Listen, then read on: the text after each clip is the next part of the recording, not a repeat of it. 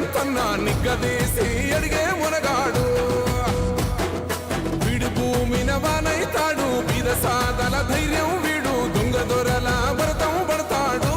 మన రేవంతన్న పేద ఇంటికి పండుగ తెస్తాడు